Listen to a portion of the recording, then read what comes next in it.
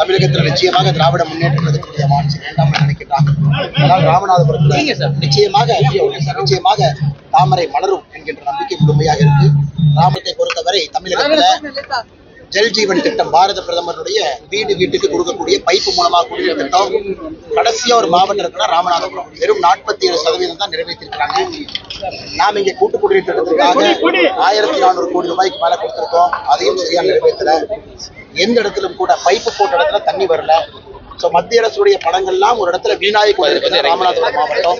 அதுவும் உங்களுக்கு தெரியும், நம்ம ஆட்சிக்கு வந்தவுடன் ராமநாதபுரம் மாவட்டத்தை முன்னேற்ற வேண்டிய மாவட்டம் ஆஸ்பிரேஷனல் டிஸ்ட்ரிக்ட் என்கின்ற ஒரு குறியீடு கொடுத்தோம். 112 மாவட்டங்கள் இந்தியாவில் தேர்வு செய்தோம். ராமநாதபுரம் ஒன்றும் அவ்வளவு பணத்தை கொட்டி கொடுத்து கூட அடிப்படை கட்டமைப்புகள் எதுவும் இல்லாத ஒரு மாவட்டமாக திராவிட முன்னேற்ற கழகம் மாற்றியிருக்கின்றார்கள். அது மட்டும் இல்ல, கஞ்சா பேர்வழி எல்லாமே இங்கிருந்து தான்.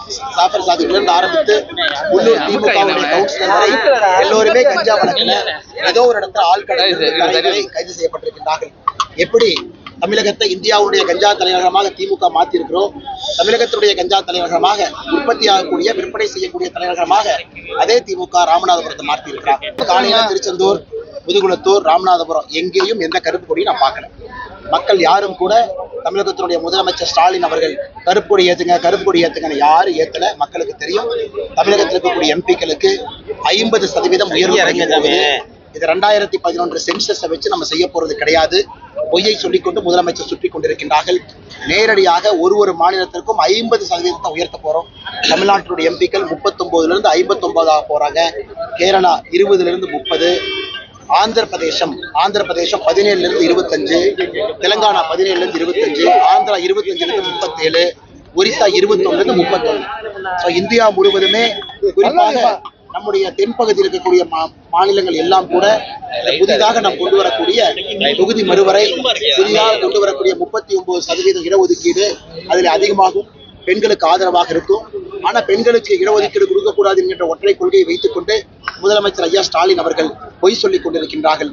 தமிழக மக்கள் யாரும் அவரை நம்ப தயாராக இல்லை என்பதற்கு சாட்சி எந்த வீட்டுல எங்கேயும் நான் கருப்பு கொடியை பார்க்க இருக்கிறார் புரியல. இன்னைக்கு நம்முடைய மகளிர்கள் முன்னேற வேண்டும், தாய்மார்கள் முன்னேற வேண்டும் என்றால் அவர்களுக்கு அரசியல் கட்சிகள் நிறைய மகளிருக்கு வாய்ப்பு கொடுக்காம இருக்கிறாங்க. பாரத பிரதமர் நரேந்திர மோடி அவர்கள் இந்தியாவுடைய குடியரசுத் தலைவராக ஒரு சகோதரியை கொண்டு வந்தாங்க. டெல்லியினுடைய முதலமைச்சர் பல இடத்துல நம்ம சொல்லிக்கிட்டே போலாம். ஆனா கொடுக்க வேண்டும் என்று நம்ம எல்லாரும் யோசித்து 33% இடஒதுக்கீடு யாரும் பிரச்சனை இல்லாம தமிழ்நாடு 39 59 போகணும். 59ல் 1/3 19 நம்முடைய சகோதரிகளுக்கு இடஒதுக்கீடு கொடுக்கணும்னு முடிவு செய்த பிறகு கூட இதை எதிர்க்கக்கூடிய திராவிட முன்னேற்ற கழகத்துடைய நிலைப்பாடு நாம் என்னவென்று